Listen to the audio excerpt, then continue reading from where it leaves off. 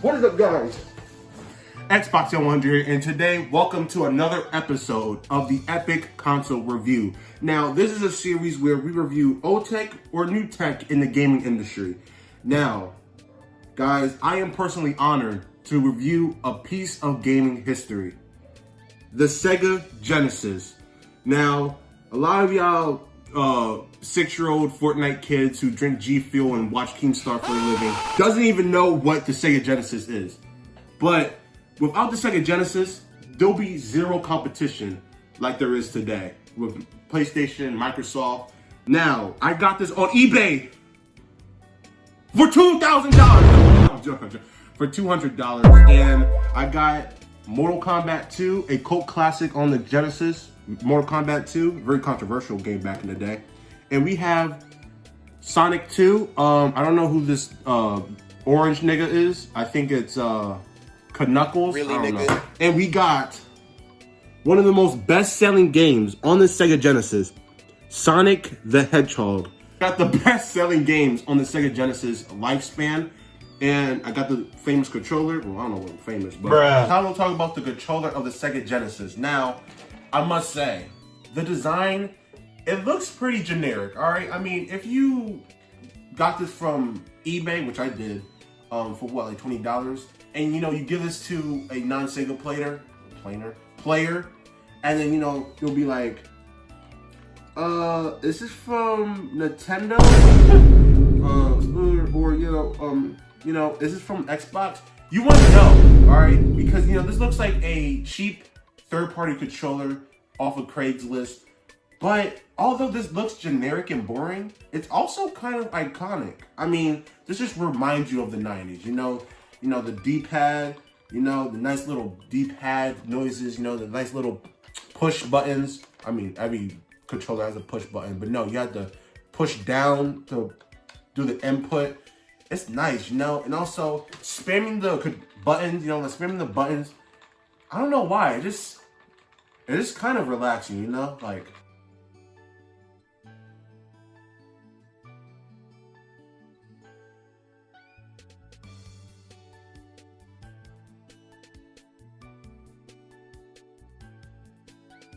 All right, Teddy. All right. So yeah, so as I demonstrated, it's so satisfying to push the buttons of a Sega Genesis controller, all right? And you know, I'm not gonna lie, the major flaw in this controller is if you use it for a long period of time, you know, like in Mortal Kombat 2, the palm of your hands will start, over time, become, you know, a little bit of, you know, sore because, you know, the edges of the controller is very, you know, uncomfortable over time, you know? And, you know, you guys might say, oh, Teddy, it's only because of your big-ass Shaq hands. No, all right? And no, my hands are not the size of Shaq's hands. But my sister's hands is 10 times smaller than my hands, all right? No cap. She even used the controller, and, you know, she even said, oh, man, my hand hurt. Hold on. While I whooped her ass in Mortal Kombat 2, all right? I mean, I'm sorry. No? No. No? No. All right. You sure? I'm sure. You sure? I'm sure. Tiny ass hands. But I have to say, the palm of my hand really hurted throughout the gameplay. You know, over time, it just hurted my hands and hurted my sister's hands after I, you know, whooped her ass in Mortal Kombat 2 Scorpion. But this controller, you know, it's all right. You know, I must say it's not bad nor good. I think it's probably the definition of a mediocre controller. You know, over time, it hurts your arm. It hurts my arms. No, it hurts my hands. You know, the palm of my hands. And yeah, then again, I'm not gonna lie. It's damn near satisfying to press the buttons, you know, over and over again. Like, I have to rate this as 7 out of 10.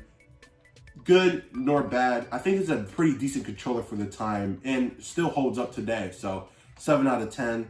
Sega, so far you're doing pretty good with the rating. I think it's time to go on to the console design. All right.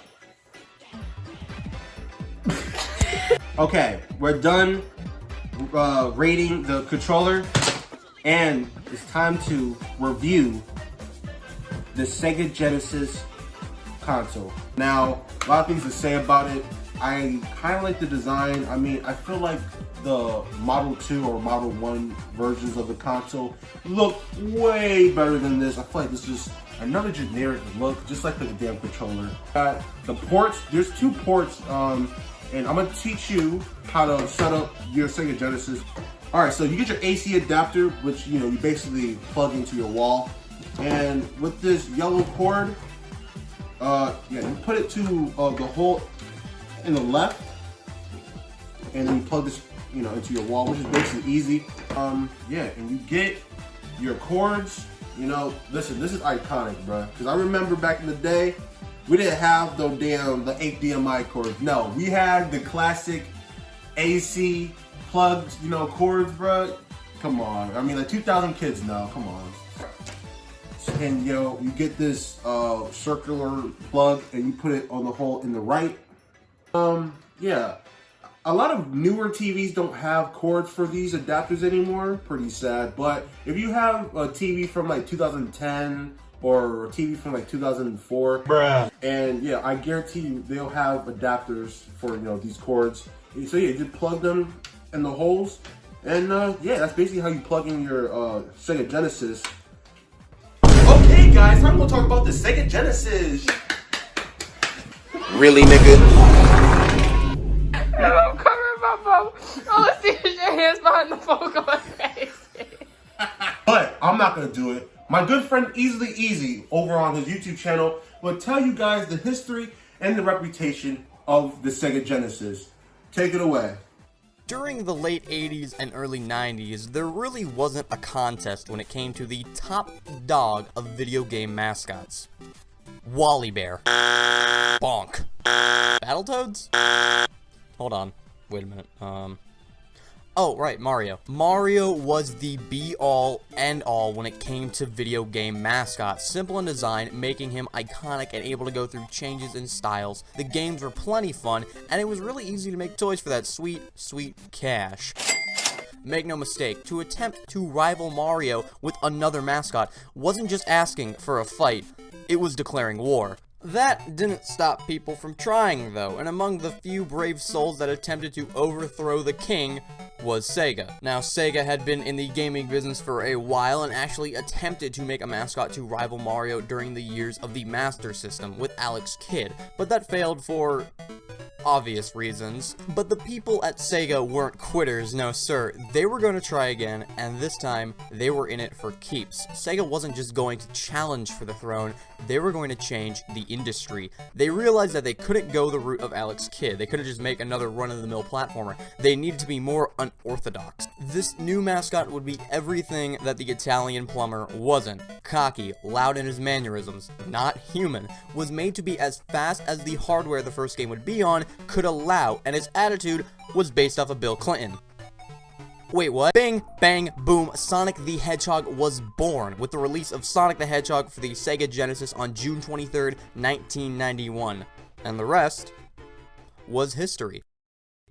Except that weird time in the 2000s where Sega went doo-doo dog brain and made a bunch of crap. What was up with that? Whatever, back to you, Xbox guy. Thank you, Easily Easy, for letting the public know. If you guys like his voice, I mean, I kind of like his voice too. Pause. Check out his YouTube channel in the link in the description in the top right corner. I don't know how YouTube works. Now, time to review the main thing about the Sega Genesis.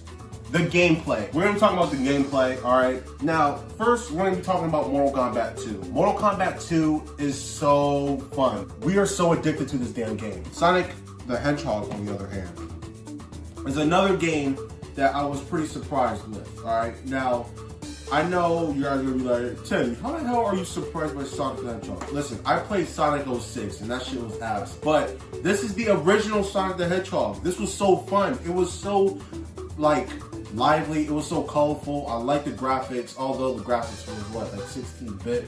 It was still fun to play, alright? Guys, I have something to tell you about Sonic 2, guys. Sonic 2 was probably one of the best experiences I had.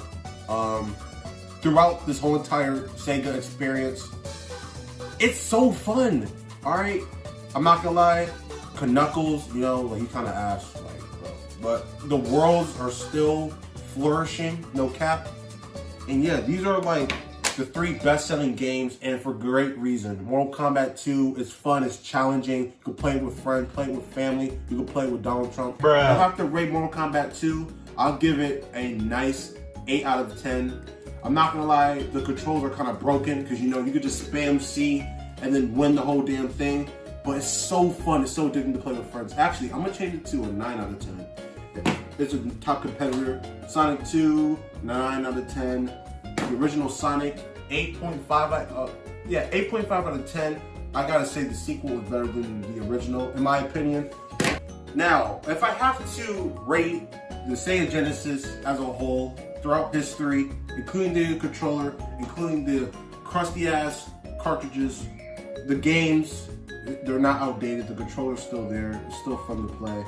And if I had to rate everything in total with the Sega Genesis, I have to rate it a 7 out of 10.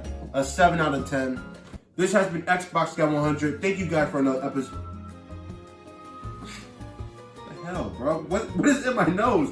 Thank you guys for watching the video. Hopefully you guys will respect my decision in the rating system. But if you guys are previous Sega owners, you guys could rate it, in the comments.